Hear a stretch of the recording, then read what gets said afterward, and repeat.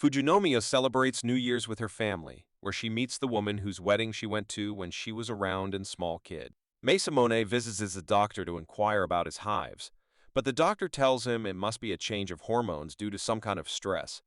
This problem is common among teenagers, but they still get samples to run a blood test on the safe side. Masamune then wanders around the streets, trying to link what his stress got to do with Aki. He then looks around to see people preparing for their first shrine visit of the year. In a cafe nearby, his two friends discuss their winter holidays so far, and decide to visit the shrine together. They happen to see Masamune from the window and text him to see them there. They then invite him for the visit and decide to text Aki, Yoshino, and Fujinomiya.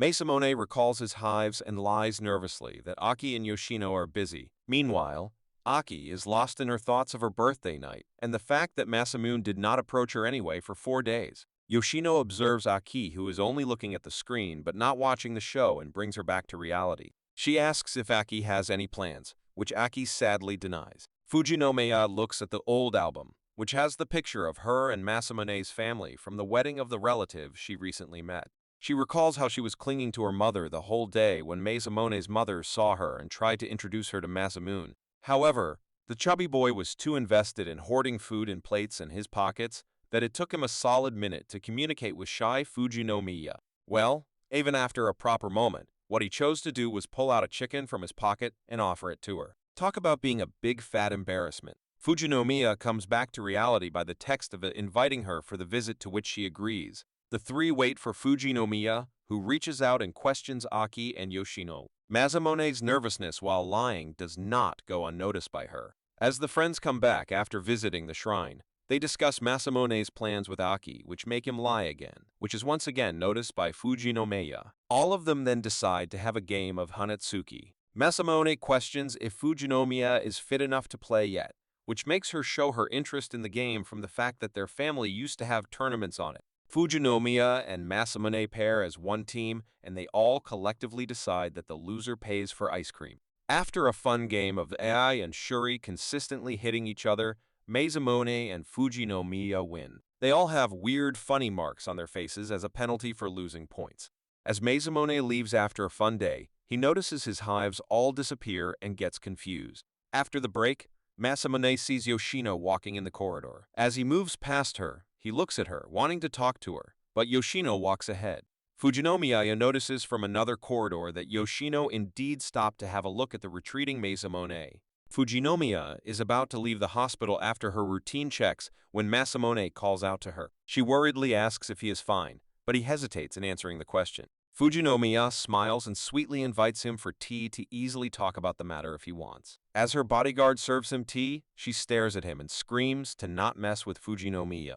Masamune panics, as he does not intend to either. Masamune shares his problem of stress around Aki, along with mentioning it could be related to having unsaid things, although he does not want to say anything because it will affect Yoshino. Fujinomiya cuts him off, mentioning it could be because he does not have to lie anymore. She calls it the burnout syndrome. Since he lived his entire life plotting revenge against Aki, now that he does not have to do it anymore, he doesn't know what to do at all. As she is being brutally honest, she decides to point out the fact that he used to love Aki, but does not anymore, and is only living on past perceptions and memories. Masamune seems pretty dumbfounded at this discussion. At the mention of the past, Fujinomiya mentions meeting Masamune way before Aki did. Masamune feels embarrassed and then tries to recall the meeting by making faces weird enough that if he continued, his brain might have puked out the information. Apologizing to Fujinomiya, he accepts not remembering it, but she is not offended by that, as she almost got this memory vanished. She then proceeds to mention when Masamune came up to her, asking if she doesn't like him either. At that time, Fujinomiya was also starting something out of memories, but currently, she can guarantee that she has fallen in love with him. She moves closer, asking him to forget about past perceptions and move on as well. Masamune feels motionless, not knowing how to react, but the situation is saved by a fire extinguisher getting pointed at him by the bodyguard. She tries to punish Masamune, but Fujinomiya interrupts, telling her all is fine. Well, all was fine until she noticed hives breaking out on Masamune's skin once again. She fakes a smile and shares she needs to throw away her past perceptions as well, and leaves with an excuse if getting coffee. Masamune stands on a bridge, wondering what has even been happening in his life lately. He looks at the text from Aki, ensuring his good health, and wishes he could see things clearly, but he cannot. Masamune screams in frustration, but his scream is followed by another down the bridge. He sees a girl fall and rushes to help, as it must have been his scream that caused her to trip. As he reaches the girl and apologizes, he realizes it's none other than his master Yoshino. Aki looks at her blank phone and her gift from Masamune sadly, as she did not hear from him for a long time. Hungry after the misery, she calls out to Yoshino but doesn't find her anywhere. Yoshino's sister informs that she sent Yoshino to buy some stuff for herself, as Yoshino would never do anything for herself on her own. On the other hand, Masamune is surprised to see Yoshino. The girl is so smart that she decides to say bye and try to run, only to trip again. Having sprained her ankle, she still tries to avoid Masamune, but obviously, he won't leave her alone like that. Masamune picks her up, leaving her stunned for one moment, but the very next moment Masamune falls far from her. He was punched by brass-knuckled Yoshino. Masamune finds her stupid as she acts all brave and protective against him. To convince them she can walk, she tries to show him but only manages to take 2 steps heavily before falling again. The stubborn girl then agrees to the lift, but as a piggyback ride. Aki's 3 friends wait at the cafe for her as she is late. They worry as 3 of their hangouts have been cancelled by Aki at the last moment. They haven't even met her since the chaos from her date with Kanetsugu.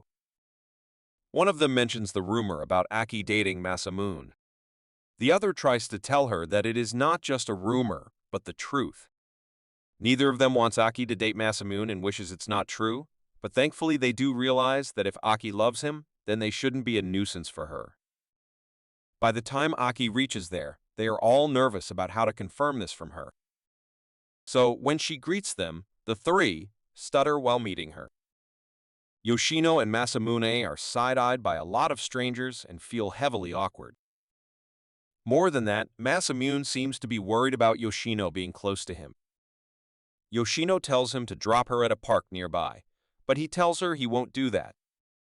Yoshino then had to explicitly mention the fact that she is wearing a skirt, and it's awkward being carried in that. While Aki is busy stuffing herself with probably all kinds of sweets the cafe offers, the 3 ponder over the right phrase to ask the question. This leads to the 2 of them acting extremely stupid, asking about sweet life or the beautiful moon in the middle of the day. Tired of all this, the last one finally asks the question directly about their dating. It takes Aki a moment before she blushes and confirms that she is dating Masamune. Her friends are shocked at the blush on Aki's face, and it only takes them that one sight to accept everything, as who could argue against that cute face?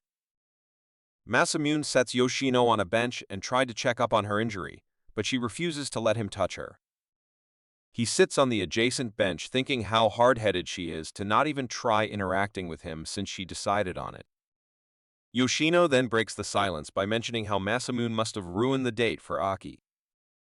Not expecting this conversation, Masamune tries to cover for it by mentioning it went well and just wrapped earlier than expected. Only, he cannot fool someone he calls his master. Yoshino is not in the mood for play. She pulls his cheek hard till it hurts, telling him to treat Aki right the next time he meets her, as she seems very depressed lately. However, Masamune cannot do that due to his newfound weird issue. He then suddenly pauses, making Yoshino baffled as well. He apologizes beforehand to Yoshino and then proceeds to pat her head, hold her hands, and then finally hug her. This is when Masamune gets his long-awaited realization.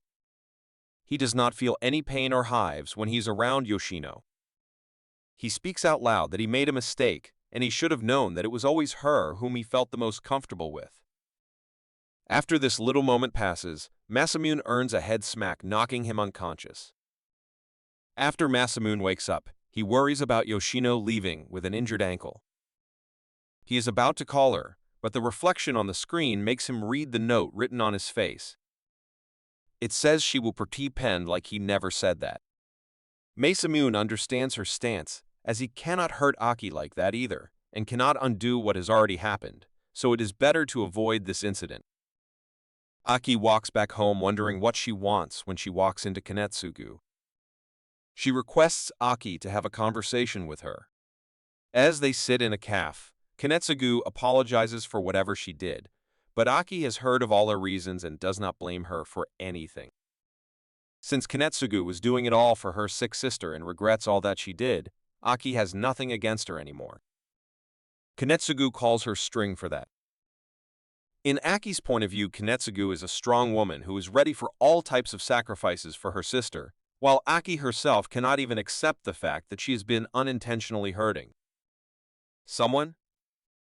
When Kanetsugu's truth came out, she felt relieved at heart and realized that her family name and property are not what mattered to her, but her sister's smile. Similarly, Aki only has to look into her heart to see what she feels and wants. Aki smiles while walking back as she finally seems to have figured out her feelings. At the mansion, Aki meets Yoshino, expecting to see what she bought for herself, only to find her sitting in front of a first aid box. Aki is disappointed in the clumsy girl for hurting herself and decides to help her aid the wound. The two are shocked to see a bruised and swollen ankle, but Yoshino leaves out the part of running around with this ankle. Aki wraps her ankle while Yoshino expresses her gratitude as she knows not everyone would sit on the floor treating the wound of their servant. Aki, however, thinks it's a normal thing. Yoshino feels guilty about being a traitor to Aki from childhood and even now, as she surely has feelings for Masamune as well. Aki is surprised to see Yoshino tearing up while Yoshino just cannot contain her emotions anymore.